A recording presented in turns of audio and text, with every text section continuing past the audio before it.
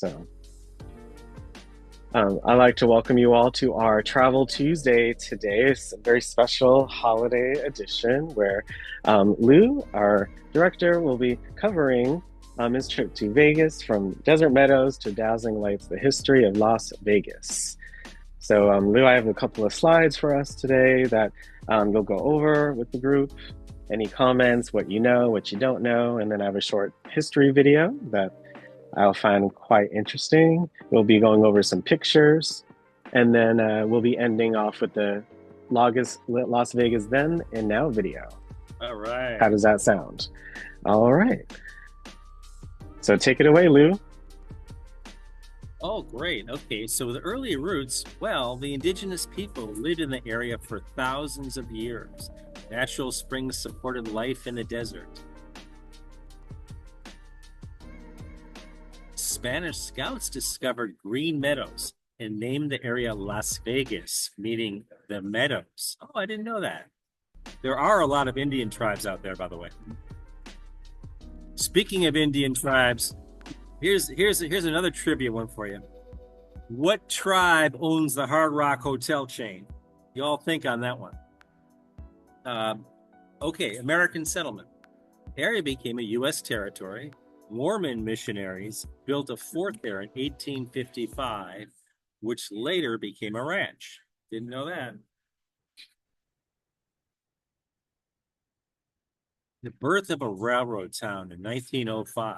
Well, LA and Salt Lake Railroad purchased the land, and Las Vegas was officially founded as a railroad town. Didn't know that.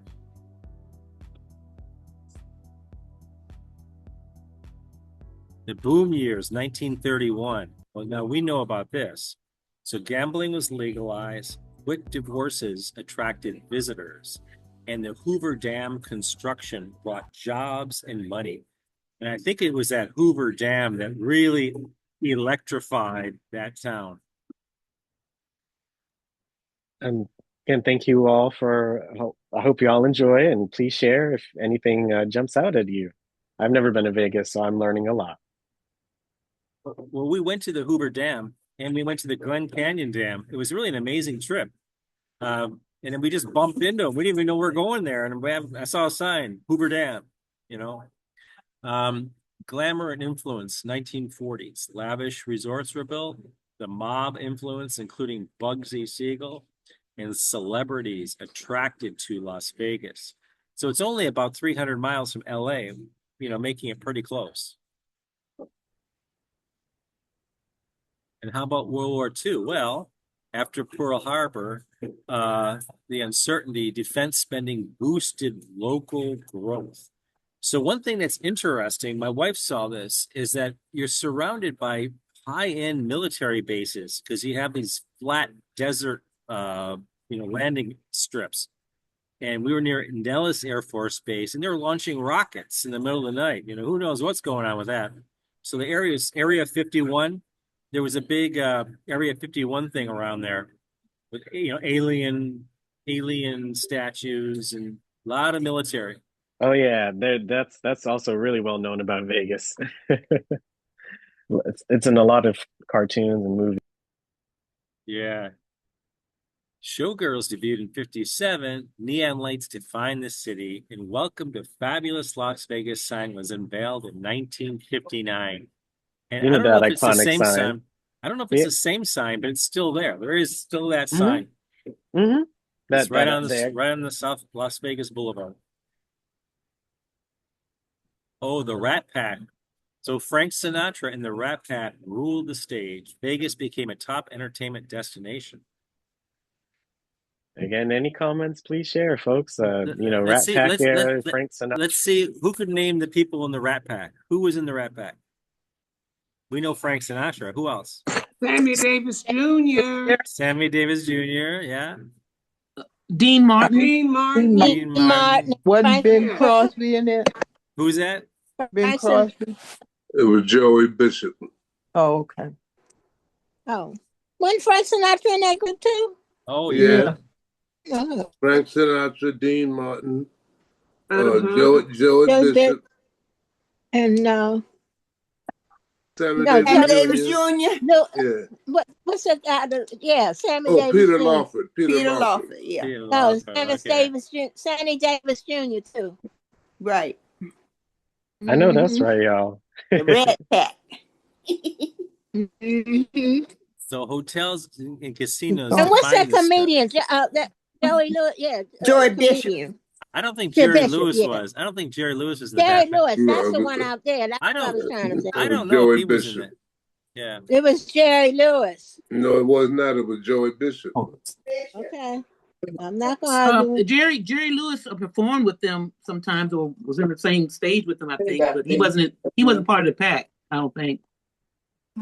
And then hotels. So what I learned on this trip, so I used some of my thrifty skills in my youth. When I landed there, I found out how much it cost to just take a bus or take a shuttle. So of course we took the city bus. It cost me nothing, and we went in the bus, and I was so grateful because the bus went to Fillmore Street, which was the original downtown. I've been to Vegas many times because I used to live in LA, but I've never been to Fillmore Street. Fillmore Street was incredible. Alex, that's where I bought your T-shirt. Thank you.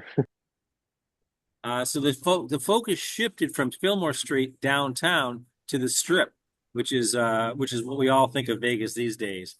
And then it had massive growth in 1970, world leader in hospitality shows, dining, and nightlife. What's interesting is that the main Vegas Strip is constantly being torn down and reconstructed. The amount of empty lots from torn down, hotels is unbelievable. It's almost like every third lot is vacant under construction. And each one's trying to top the other, like these $billion things. It's just really nuts. That's so interesting. Yeah, we're getting to the 70s now, but Vegas has gone through quite a bit already.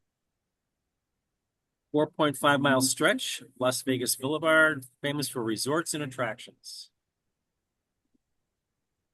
And from oasis to icon, railroad stop, and entertainment capital, the city was built on reinvention, and it's doing that continuously. Oh, I hope you all enjoyed the slides. This is the first video for today, but any comments? Lou, did you learn anything new, or anything make sense, or anyone else as I well? want to What did you ask a learn? question, Alex. Lou, Yeah. was that movie of Ocean's 11 with the Rat Pack? Was that real or was that just made up? Did they try to rob the casino for real or that was just made up? They had Ocean's 11. That was the I never original. saw that. Yeah, that's the original with was supposed to be the Rat Pack.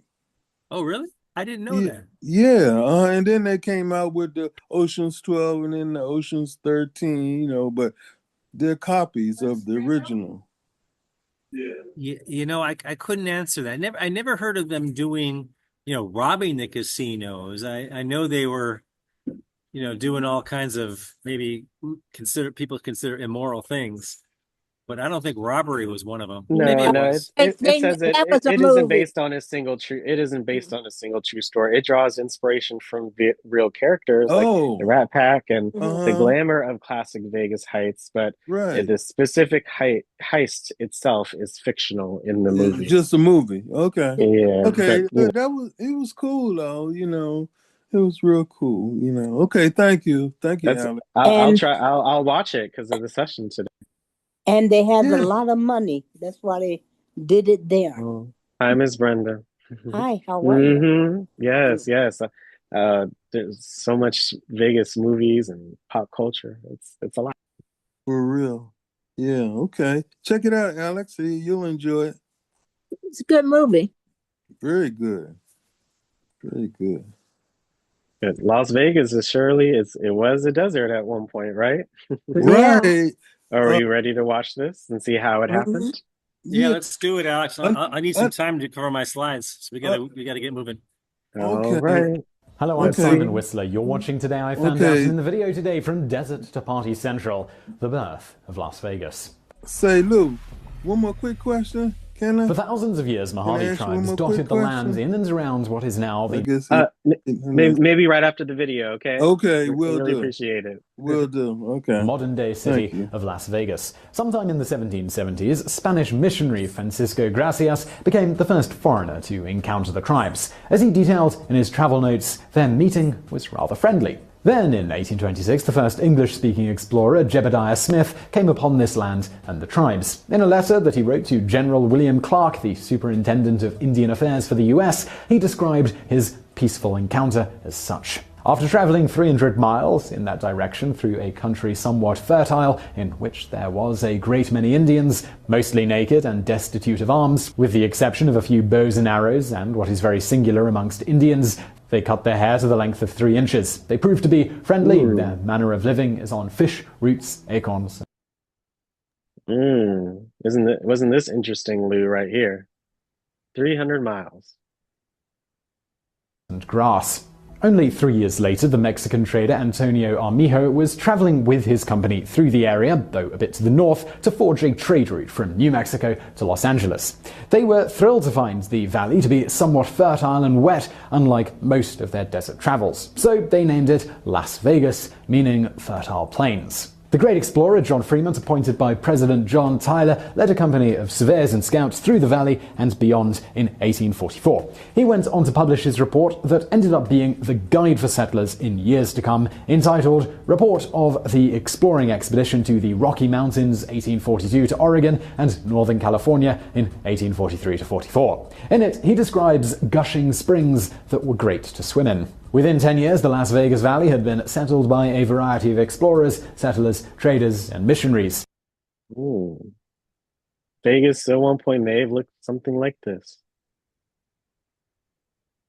In 1854, the U.S. Congress commissioned it to be a regular stop on the monthly mail service route between Salt Lake City and Los Angeles, while appropriating $25,000, which is about $638,000 today, for military and mail roads. Among the missionaries settling down in Vegas were Mormons. In fact, Brigham Young, in spring of 1855, called for 30 men to make their permanent home in the Las Vegas Valley, with the assignment to build a fort there to protect immigrants and the United States mail from Indians. For the next 50 years, settlements in the Las Vegas Valley continued as not much more than train stops, sporadic mining towns, and trading posts. According to Robert McCracken's book, Las Vegas, The Great American Playground, May the 15th, 1905 was when all that changed, and Las Vegas at last began to resemble the town that we now know today.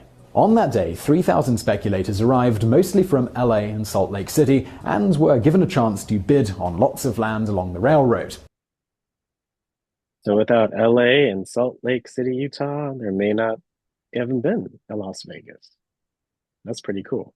The man who initiated this owned the land near the railroad and figured to make a tidy profit from the sales. This man was U.S. Senator William Andrews Clark, whom the county that Las Vegas currently resides in is named after. Alex, let me ask you. County. Directly thereafter, businesses and establishments that cater to the railway traveler and worker were built. Downtown Las Vegas, well, it was born. Completely counter to modern Vegas, it was technically a temperance town during its early years, meaning that no liquor clauses were written into the deeds of the lots. But there were exceptions, many of them. Drugstores, doctors' offices, and restaurants that served food were all allowed to sell alcohol. Additionally, after much pushback, establishments in Block 16 and Block 17, between 1st and 3rd Street on Ogden and Stewart Streets, were given the green light to serve alcohol. This became known as the Red Light District of Old Las Vegas. Bars, saloons, hotels, and brothels populated the area, with the Arizona Club being the biggest of them all. Despite this, in 1910, gambling, well, it was officially made illegal, at least in theory.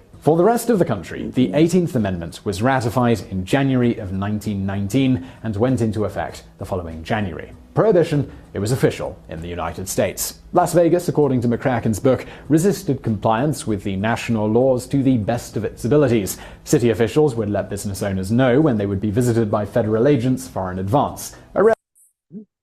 Any comments on the video, Lou? Anything that you learned? Thank you so much for sharing. No, a lot of history in Vegas. You don't really think of it for history. And I think there was a question. I got a lot to cover, folks, so I'll go real fast. But what was the question that was being asked? Yeah, I wanted to know was Bugsy Siegel, the gangster, responsible for the origination of Las Vegas? No, I think we learned in the video that it was originated many hundreds of years before that.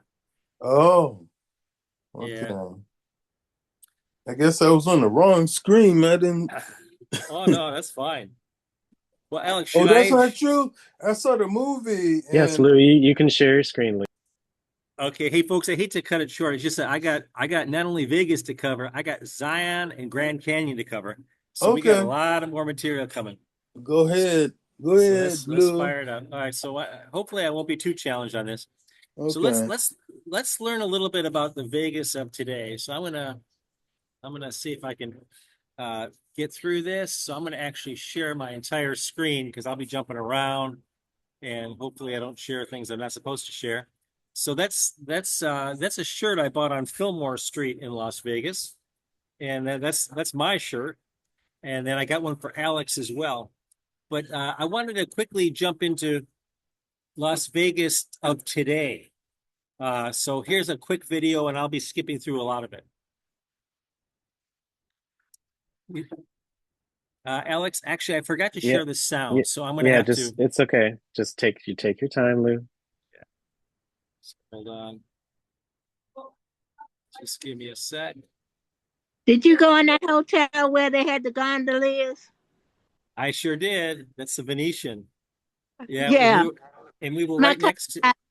And I was maid of honor. Oh, that's so nice. What hotel is that? Anybody know in the picture?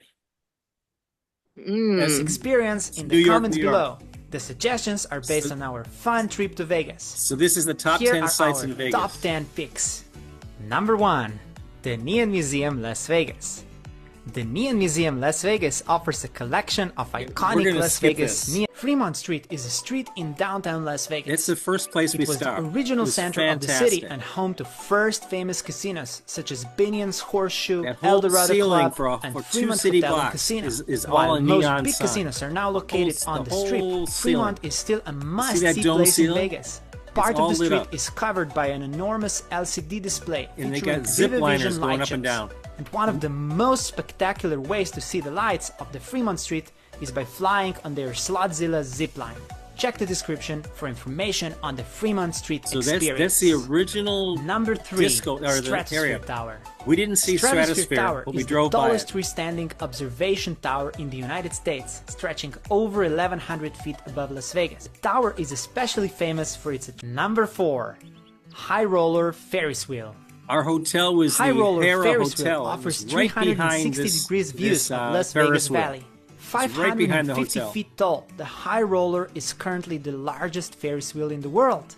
Take a 30-minute ride on one of its 28 cabins, or even select one of their open bar cabins and have a party or a celebration high above Las Vegas.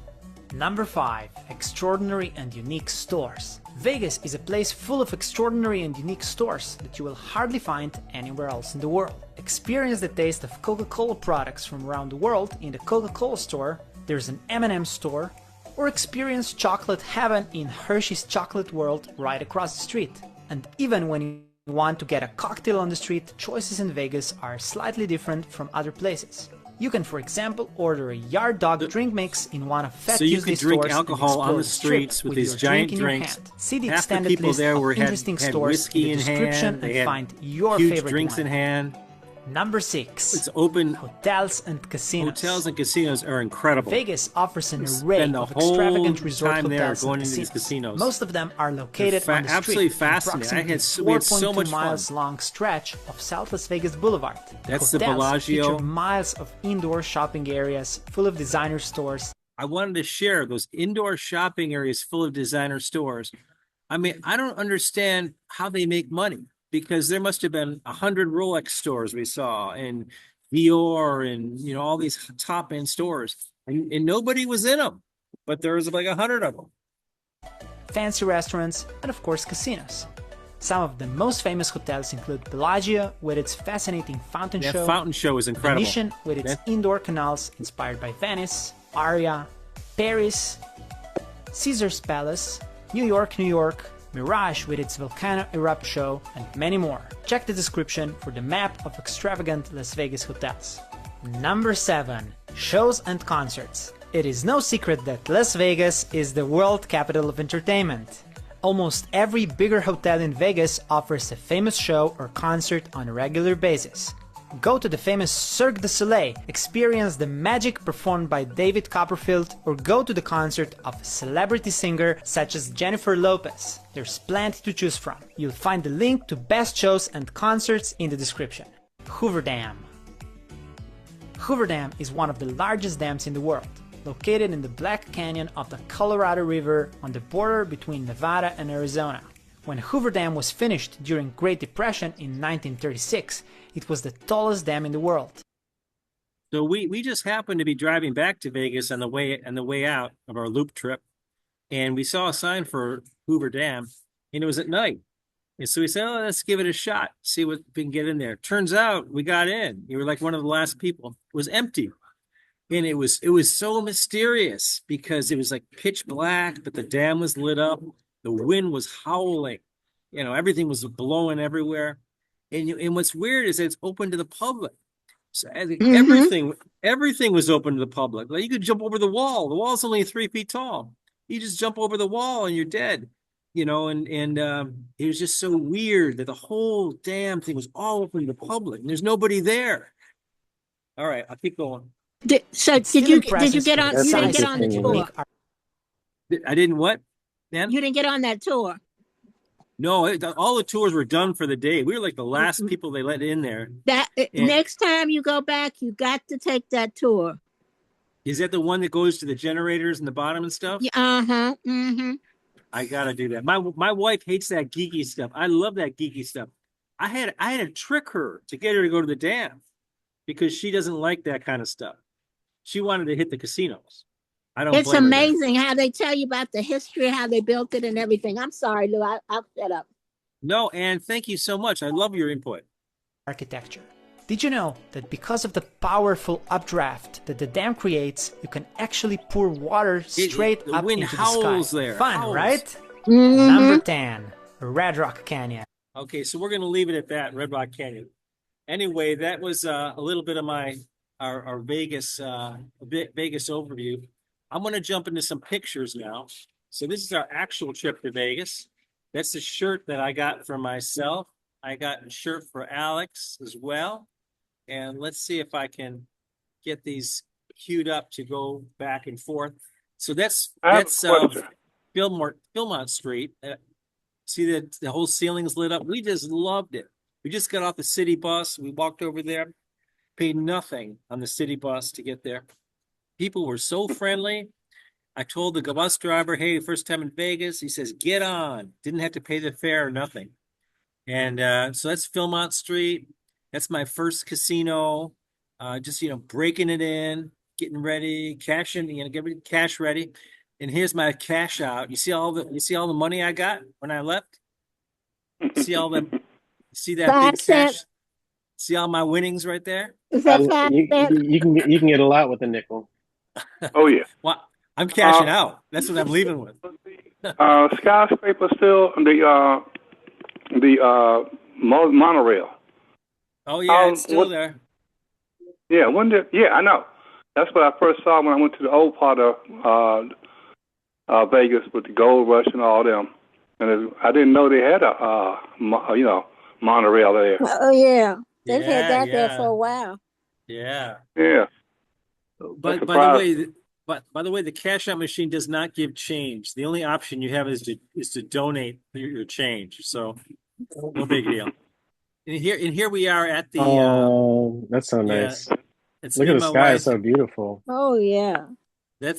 We were most impressed with Caesar's Palace. This is in Caesar's Palace, and you see how everything is indoors there because it's 190 degrees outside.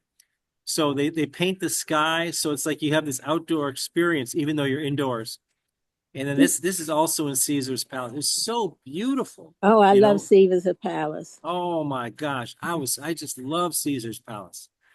And then Lou, is your wife old enough to be married to you? And then here we are at this is in front of the Venetian Hotel. Guys, we just loved Vegas. I was not expecting to love Vegas, but we just love Vegas. That's the Venetian Hotel. You see the guys in the background, the gondoliers. And then here's one of the look at this. Are you kidding me? This is a mall in Caesar's Palace. I mean, look how ornate that is. That's unreal. That's absolutely unreal. And it's everywhere in Caesar's Palace. It's just so beautiful.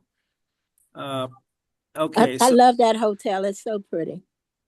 So as you see here, we've left Caesar's Palace. So now I'm going to show you a quick shot. If I can navigate to it, I apologize about this, but let's see if I can do it. Let's see. I had it keyed up. Hold on. Let me see if I can get to this. Y'all see this map right here? Yeah, you're good. Okay, good. So I want to show you our trip overall because you got to know where you're all heading here. So we went from Las Vegas, which is down here. It's in the desert. We went from Las Vegas up to, sorry about these pop-ups, up here to St. George in this area. This is where Zion National Park is. So we went to Zion National Park. You'll see we're about to go there in the pictures. And then we went down to Grand Canyon. So to go to Grand Canyon, you have to go through Page. Page is where the Glen Canyon Dam is. It's a massive, massive dam on the Colorado River. And then we went down here to Grand Canyon Village. This is where I actually spent my birthday, Grand Canyon Village. And then we drove back to Vegas and we crossed over the Hoover Dam, which is like right here, crossing the Colorado River. So that gives you a little overview of where we're going to go on our trip. So now here we are entering Zion National Park. Now this probably was the highlight of our whole trip. Can you all see this okay? Yeah. So Zion National Park is one of these parks, one of the great national parks. It's me and my wife on a trail right there. Let's see if I can move this over. You see that? Isn't that insane? Yeah. That's a lifetime experience right there. That was when I could walk. Yeah. Well, I had to take the arthritis-friendly hotels myself. You know, we didn't gain much elevation here. The trail actually went right along here. So here we are in this park. Here's a different view of the park. I hope these pop-ups aren't. You guys all seen these pop-ups? No. You're good, Lou. You're good. Okay. So this is the view of the trail, and here's walking on the trail. Yeah. So this is actually the trail. Mm-hmm. This part wasn't very arthritis friendly. Hey Lou, how close do you get to the edge? Oh, you could just walk right off it. What? Oh yeah, absolutely. It's scary. Absolutely. I mean, there aren't handrails everywhere. Wow. Yeah, there are no handrails. Wow. And then, okay, we saw that already. Okay, so my pictures are going to jump around a little bit, so just bear with me as I go through this. This is actually the Glen Canyon Dam. After we left Zion, we went to the Glen Canyon Dam, and I'm going to skip that. And that's a bridge. This is the second largest dam over the Colorado River.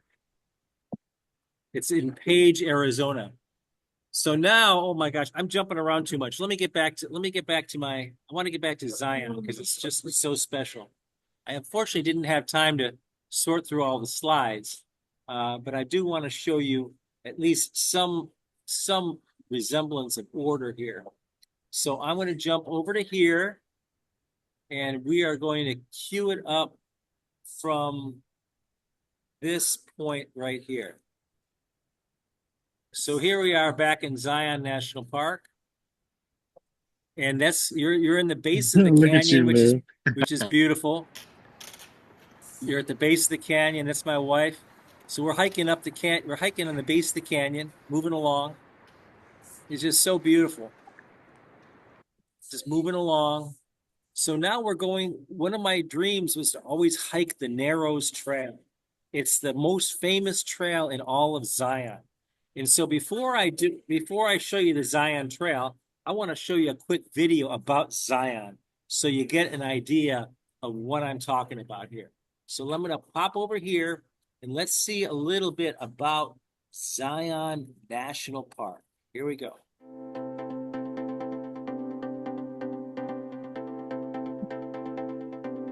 Zion National Park in Utah has some of the most jaw-dropping views and spectacular hikes in America. Massive sandstone cliffs tower over the valley floor, and narrow slot canyons hug the river below. Whether you're an adventure seeker or a casual hiker, there's something to do for everyone in this incredible park. In this video, we're going to cover some of the top sights and attractions in Zion National Park. That includes the best scenic drives, most picturesque overlooks, thrilling hiking trails, and cascading waterfalls that you cannot miss.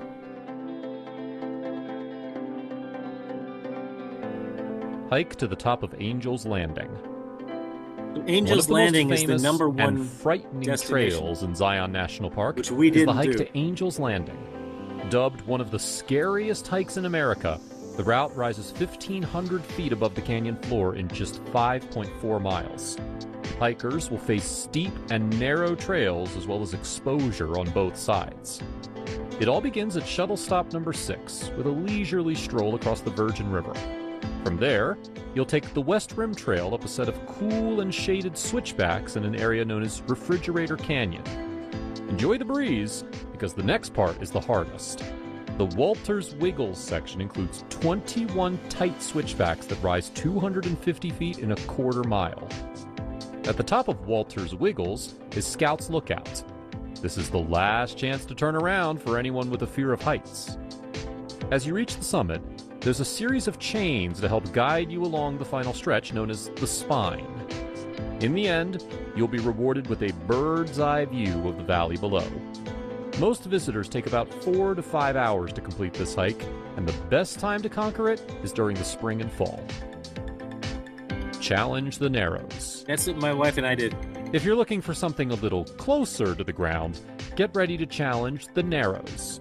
This is one of the longest and most strenuous hikes in the region, and it's located all the way at the northern side of the park at the base of a narrow slot canyon.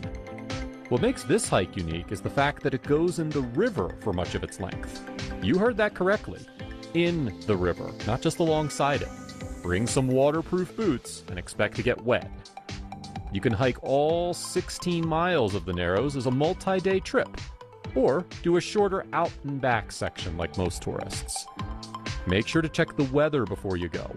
Water flow rates determine the depth and difficulty of the hike, and with heavy rains, there's a potential for flash flooding.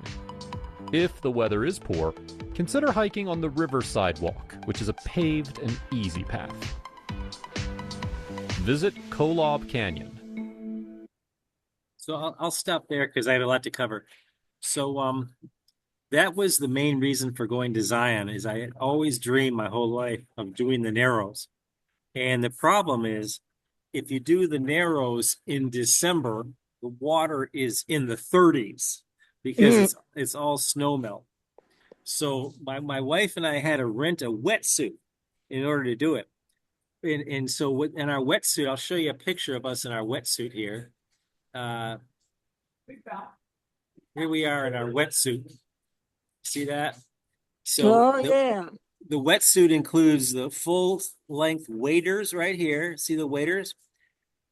And then it includes a little gasket, a rubber gasket that gets around your ankle so the water can't go up it. And then it includes these special boots right here for gripping the rocks as you're walking in the river, and the water's in the 30s.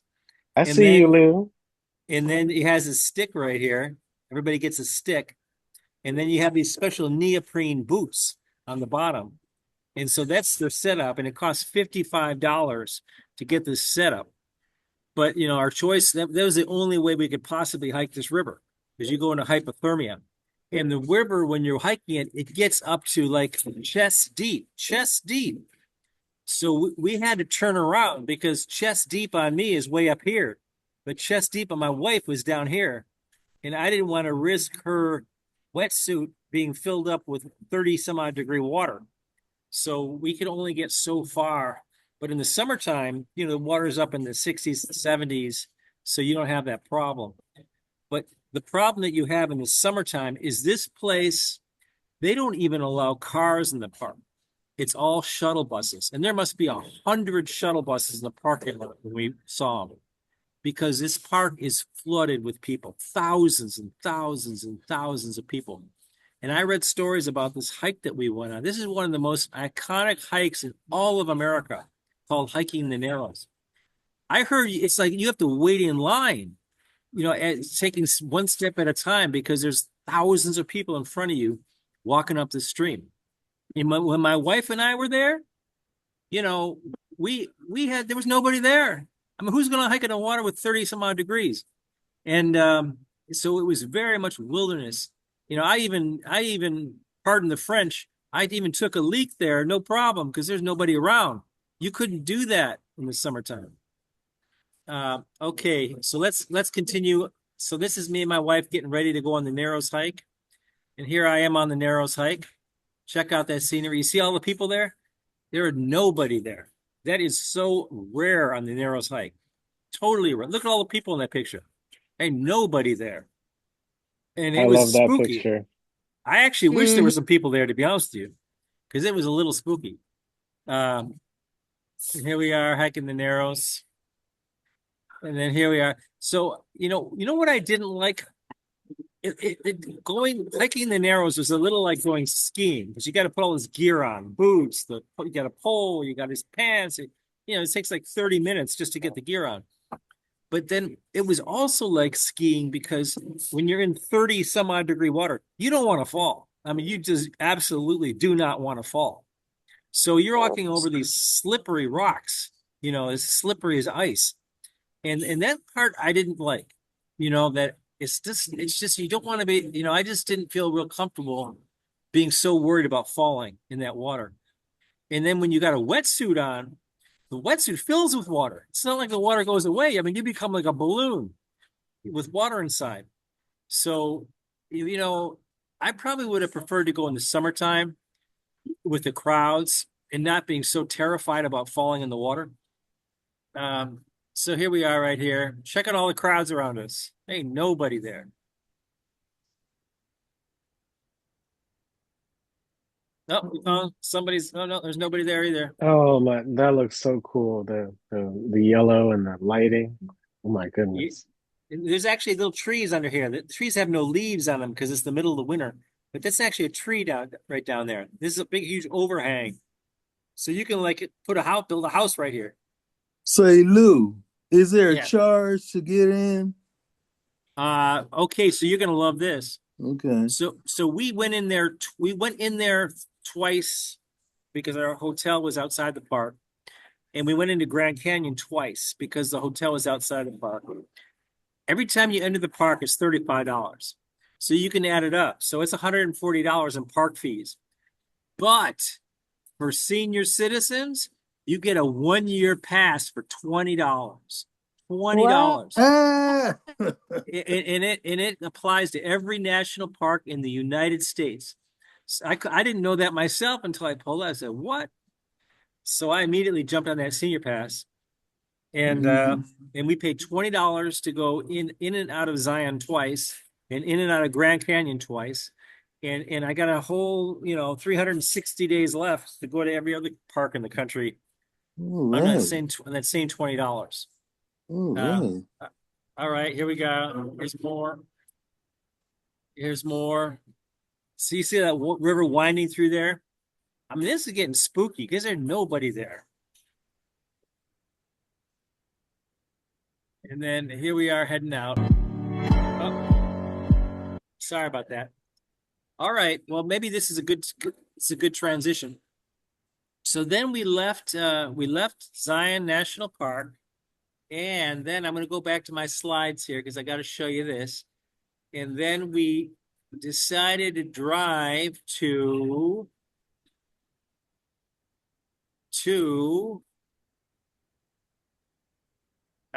Grand Canyon. So when I checked into my hotel, I told them that tonight's my birthday, December 16. I'm 67. I go on Social Security, all that stuff. So they gave us 2 free drinks. So here's a tip for you guys all. This is a real tip. You tip the bartender in advance. You're gonna give him a tip, you give it in advance. Because these were the strongest. This is the strongest tequila sunrise I've ever had.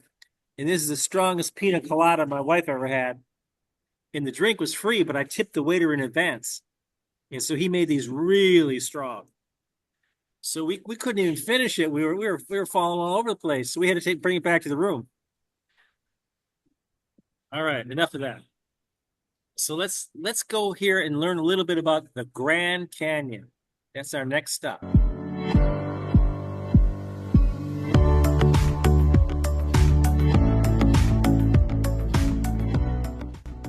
The Grand Canyon is an awe-inspiring place that offers much more than just a look at the mile-deep, 10-mile-wide gorge of multicolored rock. It is a region of historical landmarks, native culture, an abundance of wildlife, and sightseeing opportunities and activities. So, here are Go Globe Hoppers' top 10 things to do in and around the Grand Canyon. Number 1. Grand Canyon National Park. The south rim of the canyon, located in Arizona, is the most popular among tourists. The park is a 3.5-hour drive from Phoenix and approximately 4.5 hours from Las Vegas. It is here that you will find Grand Canyon National Park, with an iconic, wide-sweeping outlook and walking trails. The park is open year-round, with a current entrance fee of $30 US per vehicle. The Visitor Center offers information on excursions and activities in the area, including plane and helicopter tours. There is also a convenient market plaza for souvenirs and Native American handcrafts, as well as an IMAX theater for a stunning film that gives tourists a bird's-eye view of what it's like to soar above the canyon. There are free shuttle buses in the park, so info on schedules and sightseeing routes can be found in the Visitor Center as well. Number 2. Mule rides. A traditional mule ride into the canyon is available at both the north and south rims. 2 different trail rides are available, one of which is an overnight excursion that ventures deep into the canyon. A much shorter 2-hour ride is available to explore the rims. Either way, if you think the views from the lookouts are spectacular, you won't believe what the gorge looks like from below. There are several tour companies in both regions, but be sure to check out websites for health and weight restrictions. Number 3. Rafting tours. Beyond the rock layers of the canyon is a treasure trove of waterfalls and unique rock formations that can only be accessed via the Colorado River. There's also the man-made water body of Lake Powell to see. Whether you're looking for the adrenaline rush of whitewater rafting or something much tamer in the way of a smooth water trip, excursion companies in the area offer both options. However, be warned that these unforgettable tours do not come cheap and involve all-day adventures of approximately 12 hours. Number 4. Bearizona Wildlife Park. Located 1 hour from Grand Canyon National Park is 160 acres of fun dedicated to the wildlife of the region. Bearizona Wildlife Park is just off of historic Route 66 and allows tourists to take a scenic drive through the parkland to view indigenous animals roaming free in their natural habitat of pine forest and canyon formations. This includes burros, black bears, longhorn sheep, bison, wolves, and bobcats. Additionally, the park features a walkthrough trail of exhibits, as well as live shows featuring birds of prey native to the region. Reasonably priced at $25 US per adult, this attraction is popular with all ages. Visit the Bearizona website for more pricing and to plan your visit. Number 5. Historic landmarks. The south rim of the canyon is home to several historic landmarks worth visiting, including El Tovar, the 1905 premier hotel that was designed to resemble a Swiss villa and has since hosted several celebrities. Also found here is the 70-foot Desert View Watchtower, which was built in 1932. It is free to climb and offers amazing views for photography. There is also the Grand View Lookout Tower, which was built in 1914 and is precariously perched on the edge of the rim. For a mixture of history and souvenirs, tourists can visit the 1905 Native American adobe-style Hopi House, which now hosts a gift shop. Number 6. Yavapai Geology Museum. If visiting the north rim of the canyon. Folks, I'm going to stop for just a second. I want to show you something here, which I found to be fascinating. You see, I learned about this in this museum itself. This, as you go down the canyon from the top to the bottom, you're cutting through about 1.5 billion years of geologic history. Mm-hmm. So the top is the present day. You know, these are current soils being deposited from trees and leaves and stuff. And then the top part is only about 50 million years old.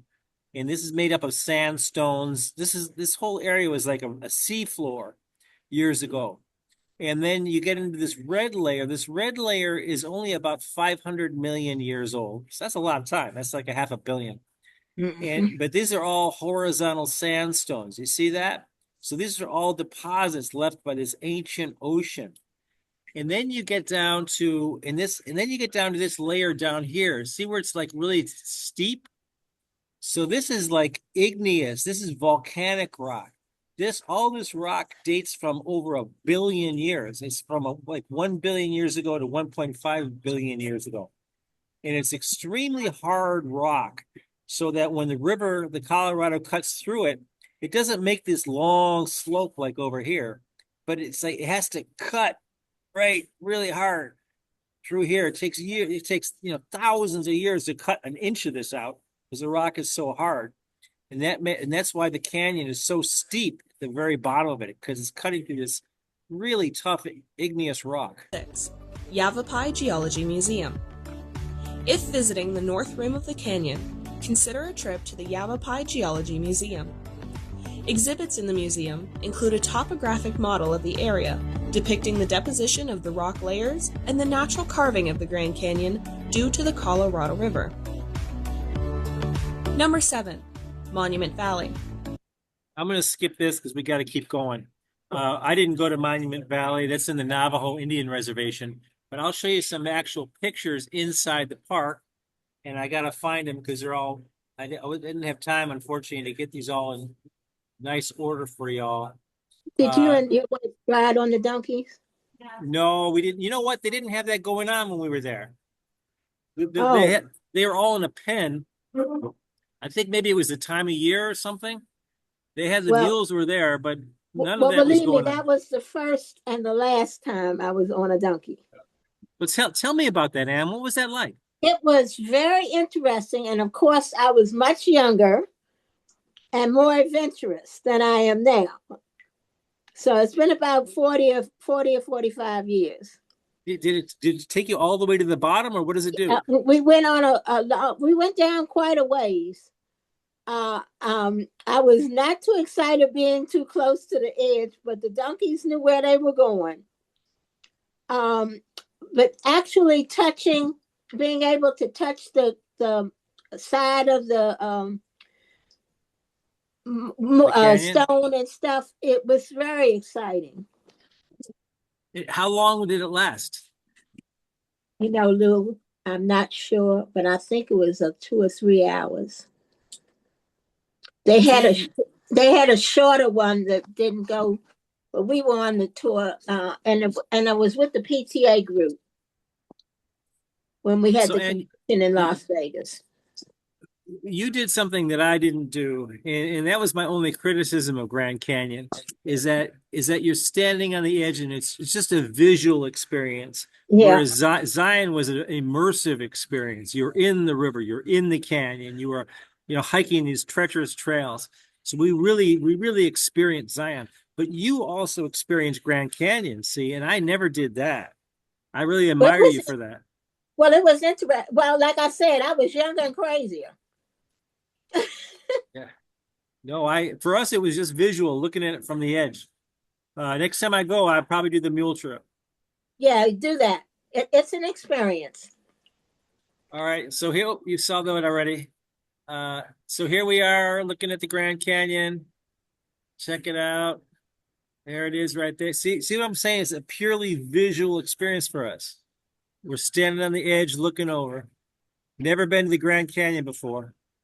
See that I'm missing a tooth there. I can't get a new tooth because I have a blood clot condition, so they can't give me a new tooth. And then this is the canyon. More of the canyon. More of the canyon. It's a panoramic shot. And we're getting towards the end, folks. We're getting towards the end. We're getting towards the end, and I only have a minute left anyway. We're getting towards the end, and that is the end. Because that's Zion right there. So that's the closing shot. All right, Alex, you got 1 minute left to close us down, Alex. Oh, Very well, exciting. Very exciting.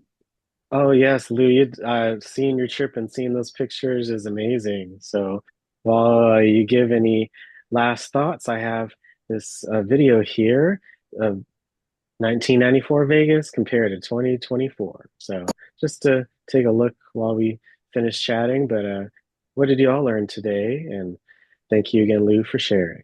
I learned that I need to have done this when I was much younger. Hey, believe me. I mean, this You is that. did I it, mean, all yes. that hiking and stuff. I mean, those are things I like, but I wish I was much younger. I would definitely go back, go to one of those, go to there. But It's beautiful. I love it. do you have Thank you arthritis? so much. Do you have arthritis, or how are you? Because I have arthritis. I have arthritis, and I don't get around too well. Well, recently I had a fall and messed up my sciatica, so that put me out completely. I'm not 100 back. So, you know, that, and I'm just wishing I was younger to do that because that's so exciting to me. Thank you so much for sharing that. I love it. And it was exciting. Yeah, it looks like it. Especially when I was like 25 and 30 years old. Oh yeah, that's the age. Yeah. Mm-hmm. So much for. I regret that I've been to Las Vegas, but I never did all that. I wasn't there that long to get a chance to do all those things, but I wished I had. I could still go back, but I wouldn't be able to do all that hiking. Well, I tell you, I'm scared, and I would not get on the Ferris wheel or that zip line thing. That's a no. Look, I might try to. This is Caesar's Palace Drive right here. I want to see Ann on a zip line. Yeah. And if you get out to Vegas, mark my word, I will pay for your zip line. Okay. Well, honey, save your money because I am not getting on the zip line. Okay. I'm paying for it if you get there. You can buy me a drink, but I ain't getting on the zip line. Well, let's all say thank you so much to Lou for a wonderful Thank you session so much, today. Lou. Thank you so much. That was very good. Yes. Thanks for giving me a memory back. Clap for you. Clapping for you. Thank you, Lou. Thanks, everyone. Lou. Bye, Happy everybody. belated birthday, Thanks. Lou. Yeah. Thank Bye, you. Happy birthday. Happy Thanks. belated birthday. Oh my God. Well, I'll see you all tomorrow. Thank Merry you. Christmas.